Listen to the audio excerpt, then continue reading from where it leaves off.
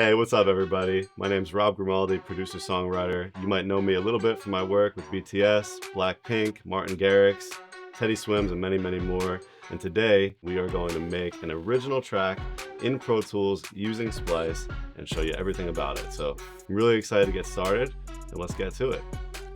So to get us started, I'm going to dig in with you guys and show you kind of where this began. So I set my click in Pro Tools to 142. It's a tempo I've worked at many times before. I know exactly where to go with it. And this one in particular, I really wanted to go halftime, a little bit of a trap feel, a little bit of an urban feel, something with an incredible catchy lead, and then a pre-chorus that was very chord-based and melodic so that we could write something very singy over that part. This is where it began. This was the first loop I pulled from Splice.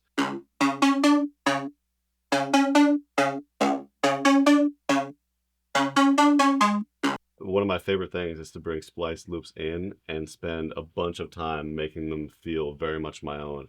I think there are so many amazing starts on Splice, but the beauty of the platform and my favorite way to use it is to bring in these samples and really get to manipulating them. So I heard the sample, really loved it. And my first step was, okay, how do I make this into something that would fit the vision of this track? I love the bounce of the rhythm of the sample. I heard some immediate melody tweaks that I thought could be a little bit catchier in it. So this original synth loop we played is right here. And a couple things I wanted to do to it. The first was I wanted to chop and edit some of the melody. So without changing anything else, I want to play you the difference. This is the new lead with some melodyning, some auto-tuning, and some chopping. I'm going to play it for you now.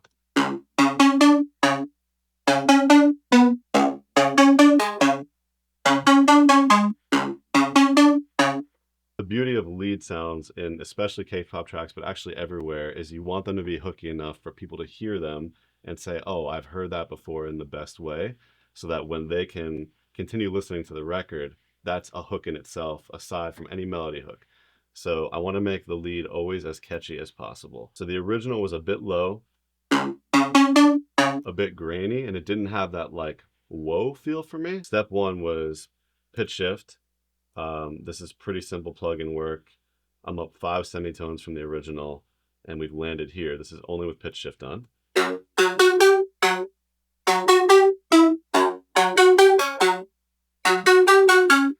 So automatically I'm feeling a little bit more engaged, hearing it at a higher pitch, which is really great.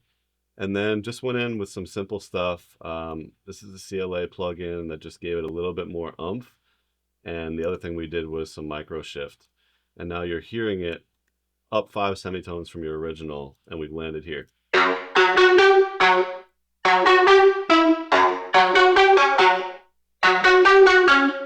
So even just a little bit of added distortion with some micro shift, and we're already feeling like we've arrived at a really cool lead, in my opinion. So I ran with that. I felt like we needed something a little bit outside of the box to make it a little bit weirder. So I came in here, I loaded up another sample. I think this was it. This was sample number 2. So I was really picking my spots to fill holes that I knew would live without affecting eventually the drums that were in play. So when we go in and listen to all the effects that I added to it, this is the result of that sound.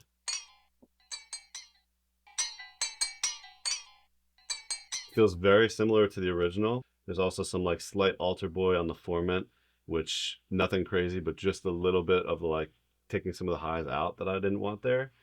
That goes really cool with the chops. And then the special last part, and the only other part of this lead that I want to explain, is me actually singing it into a mic and then manipulating my voice as well. So this is the last part of that lead that plays into the record. I'm going to play it for you solo.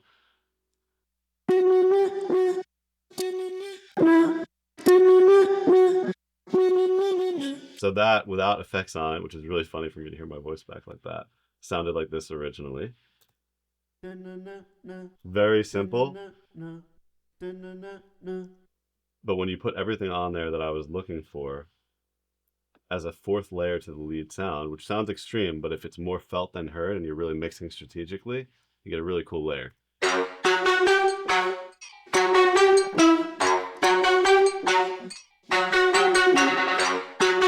So that pretty simple 808 pattern underneath, we needed like very heavy bottom end in this record. So I'm going to walk you through drums in 808 now, just so you can get a sense of how they play together and then also play with the lead.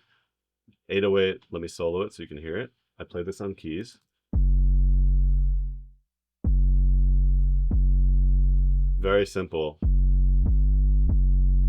I love adding a little bit of R bass to that generally, just to give it a little bit of extra juice. Drums, let's go through those and see how the kick and 808 play together. Very simple on this record.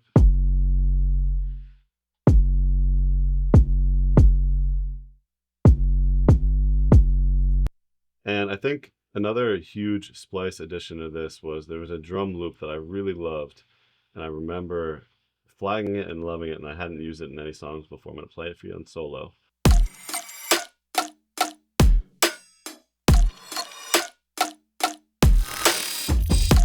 I really love this loop, but I knew I needed to simplify it a little bit. There was a lot going on. There's some eighth note hi-hats happening that I knew would actually mess up the balance of our record that we're working on today. But I loved how kick and snare really hit the transients. So if you listen back, I love the balance of kick and snare. So I remember I came in, I brought it into Pro Tools, and I edited that down so that I would still get the hit of kick and snare with the 808, but everything else in the middle is gone. I had to remove a lot of the hats because I knew that the bounce with the lead sound wouldn't work with that in there. I love the industrial feeling of this drum section. I remember I came in, a bunch of decapitator, a little bit of devil lock, just giving us a feeling of like, oh, there's some grit in the bottom. When I added distortion earlier in this tutorial to the lead sound, I knew I wanted to match that energy in the bottom end. So the drums choosing a little bit untraditional kick snare samples was really dope because it gave us some cohesiveness in bottom end energy with the lead feeling a little bit edgy. And I think that's going to inspire a really cool top line that's a little bit left of center, which is what I really wanted to do. And I love what Effectrix did on this one. One of my favorite plugins. It's some of my best kept secrets. The effect chain on this is Effectrix and Crystallizer, and on a sound that sounded like this originally. I also did some like chop editing on it from Splice in Pro Tools. That was with my chops on there. But run that through Effectrix and Crystallizer and you end up here.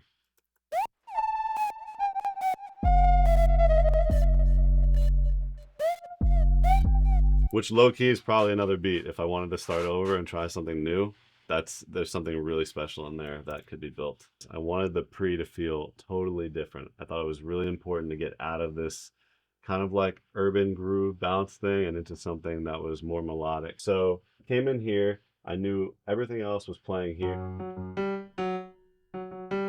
And I knew I wanted to jump out of that progression into something new. So I landed here.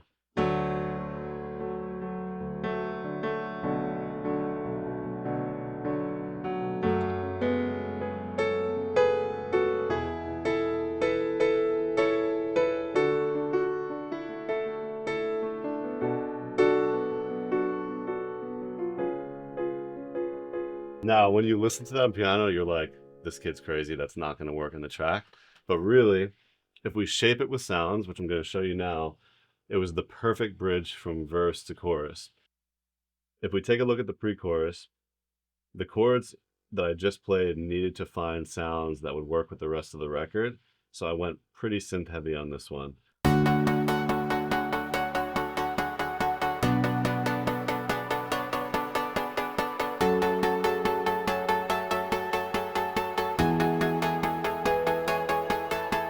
You're achieving what we just played on piano, which are these.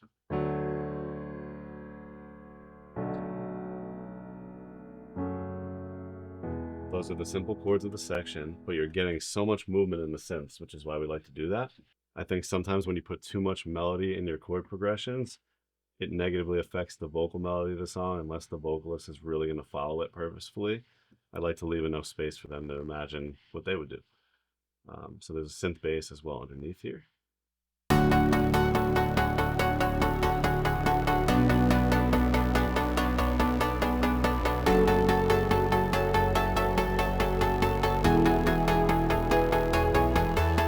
There's also some effect stuff in here, which is a classic use of just swelling in and out of sections. I do it a lot in K-pop records, do it a lot in dance records, pop as well, but you can kind of hear.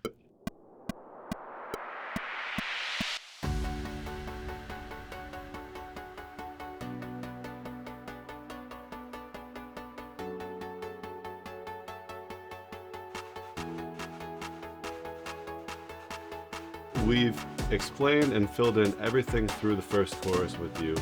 I feel really confident about where the track is. I'm very excited about it. And now we are reaching the fun part of the brand new Splice Pro Tools integration system, which is for producers who geek out over sounds and workflow. This is pretty next level. I'm looking at it right now. As you can see here on my screen, Splice is in the top right side of Pro Tools, which is crazy. It's going to make everything much faster for users, which I'm really excited about. And we're going to give it a shot right now. So where we left off, we finished the chorus of the song. We talked about progression from verse through the hook and how that felt. And now we're entering verse 2. And I think I was explaining a bit earlier, we want verse 2 to feel a little bit different with new things added and new things manipulated. So I want to jump in with you. One of the cool features about the Pro Tools integration of Splice is it can actually read audio from your session and give you recommendations of sounds that may fit. So we're going to give that a try. This is my first time using it, so bear with me, but we're doing it together and that's fun. So first thing is first, I was told I should drag in audio from my session into the search sound area here. So we're doing that. And Splice is now processing the sound, and I think it's going to give me recommendations of things we can add, which is crazy, and it did. So it's reading basically key, progression. I gave them the verse 2 progression because we got away from the pre-chorus for this section, and it looks like they've offered sounds that are going to fit not only sonically, but more importantly in the right key of our song. So let's give it a shot. We're going to test Splice right now, which is awesome. So here's our lead sound, just for your memory. And the other cool feature that they built is you can actually play your Splice samples in session at the same time as your playback. So if you want to have your lead in the background,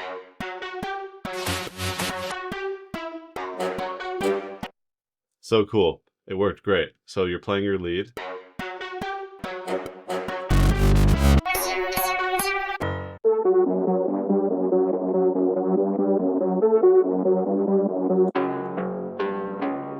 Okay, so two things I heard immediately, and we're going to drag them in. First thing is there are stabs here that I want to incorporate. A piano one for sure, and then there's also one up here that we caught earlier. Yeah, very simple horn stabs that we're going to make sound super iconic. So we bring those in. We're going to verse 2, and you need to think, coming out of this chorus, we want something totally different. So what I'm actually going to do is pull the lead out completely. I'll show you why and how. So chorus.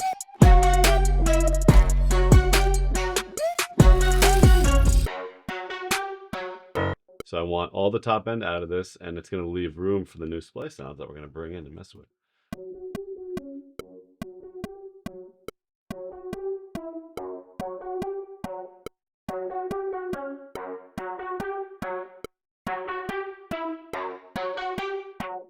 Cool.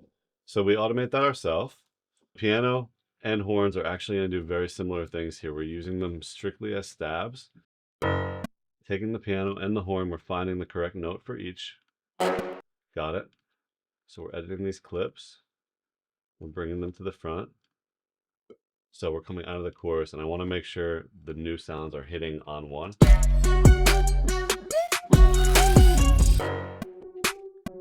Yeah.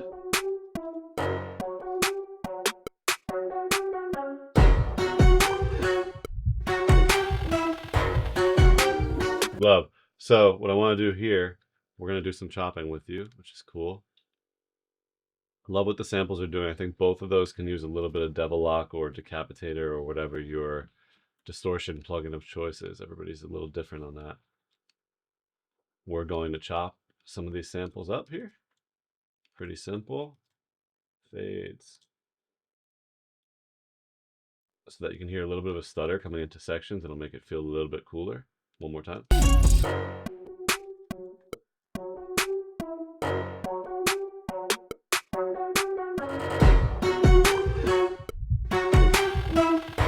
And then we're going to build in one more note here on the transitional point going into the verse, which is going to be fun. Let's hear it. We know where it lands. I want to do a little pickup going to this last chord, and it's going to preview what the synth is doing later on. Pitch thing of choice, we'll just do pitch shift here. I'm going down a whole step, I believe. Yes. And that's going to sound like this. Here we go. Hey, let's click off.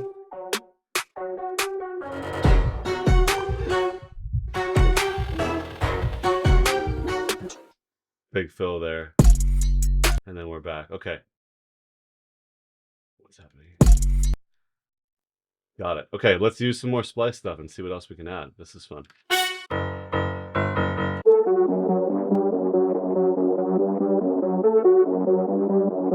Cool. I like this one a lot. It's actually mimicking the filter we built in on our lead sound, so they might feel really good together. So I'm bringing in the sound. I'm coming up here. I think this is at a... Oh, it actually warped to the BPM, which is great. Let's listen to this one on its own.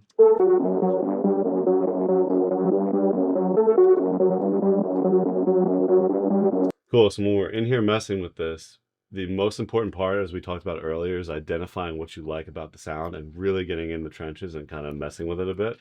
So for me here, I love this like one note swoop in the very beginning when it's going.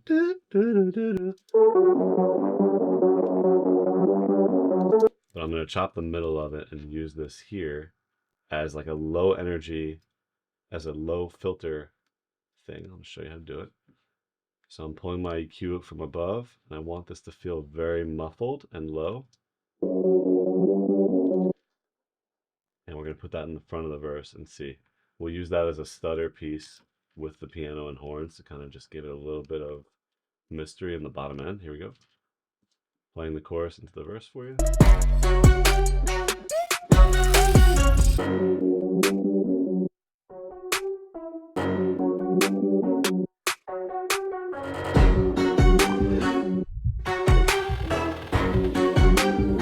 I love that. That's the perfect bed for second verse. This third one we can actually probably drag out. Let's hear it.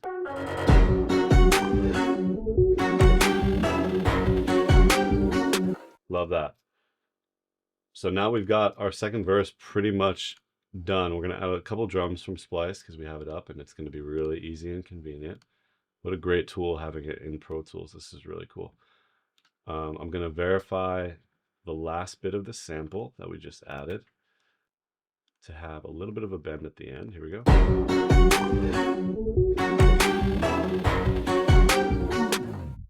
Love. Okay. So let's listen to that all together. I also want to go up here and just take some drums from earlier. I think we want a little bit more oomph starting the second verse. Sometimes we'll do like double time clap or something, kind of like the pre.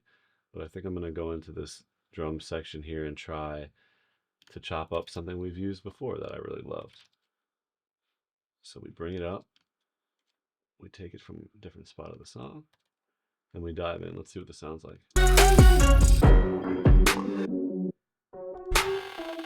Woo! Love that.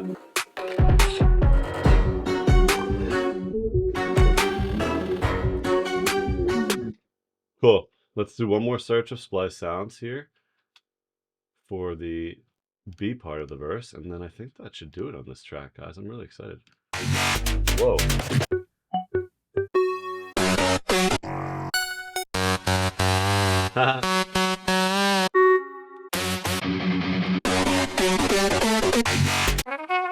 Lot going on here.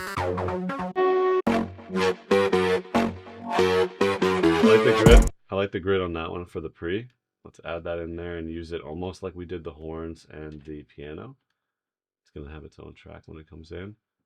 I love the import function of just having it at your fingertips. That's really great. So I'm dragging this to the bottom, and we're going to bring this up now into the B. Here we go. Let's try it. We need to hear it. I forgot what it sounds like.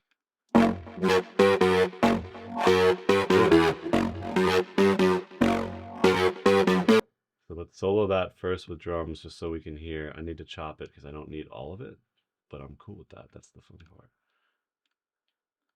Okay, soloing drums and that instrument.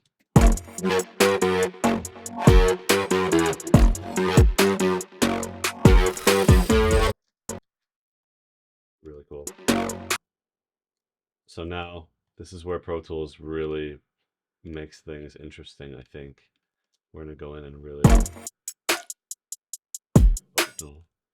I want to make this feel very trappy, this section.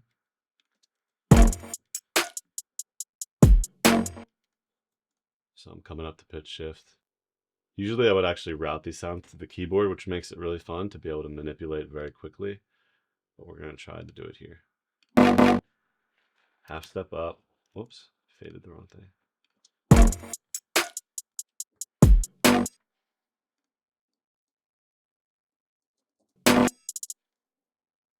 We get in, and chopping has been one of the most used tricks for me ever, I think. Just knowing how to do this kind of stuff.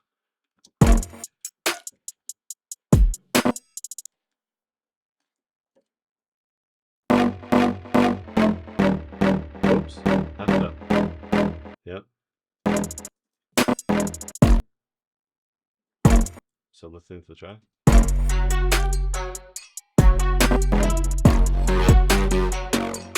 Cool. We're just going to use these on the ones and add some crazy distortion to the bottom.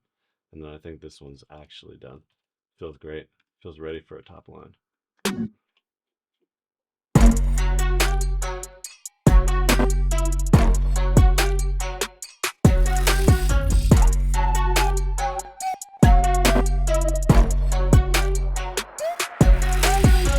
Really cool. And we didn't even bring in our pre-chorus stuff or our verse stuff into that section. Let's hear it with the piano and the horns. Boom, boom, boom. Woo!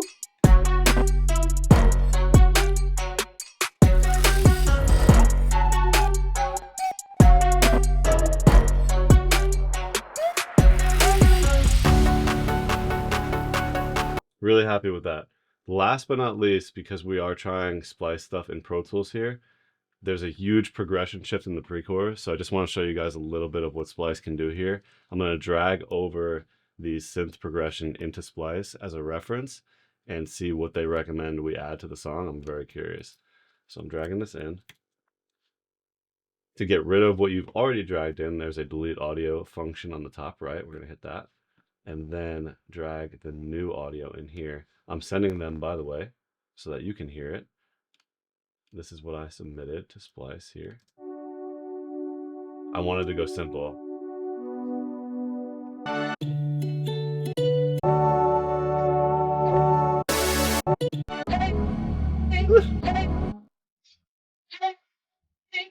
Crazy. That's a whole track in itself too. I want to use this more felt than heard. There's a ton of like movement and energy in the sample. Let's hear it again.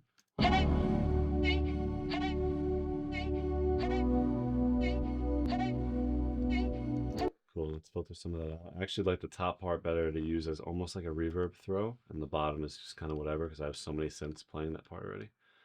So I'm coming in. Let's see what verb is on this computer. We got some stuff on here. Let's see.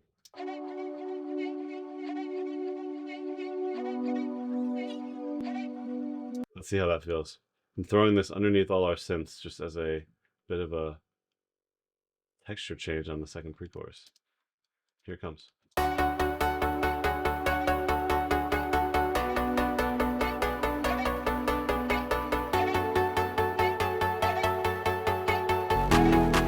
Woo!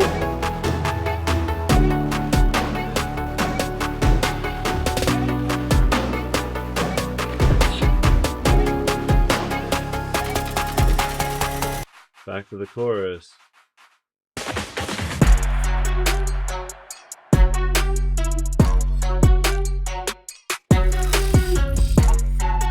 Really cool. Moral of the story, really love where this track is going. Huge fan of the in Pro Tools integration of Splice. I think this is a way to make producers' lives a lot easier with workflow. And also, the recommendation function is really cool. It forces us as producers to use our A&R ears a little bit of knowing which sounds are the right fit. and then just encouraging not to just drag and drop, but to come in and really mess with everything. I think that's what makes something really unique and cohesive to what you're trying to build. So I think everyone should get out and try this. I had a blast working with the Splice team today. We're gonna write to this track and make it a hit, and other than that, keep making great music, guys.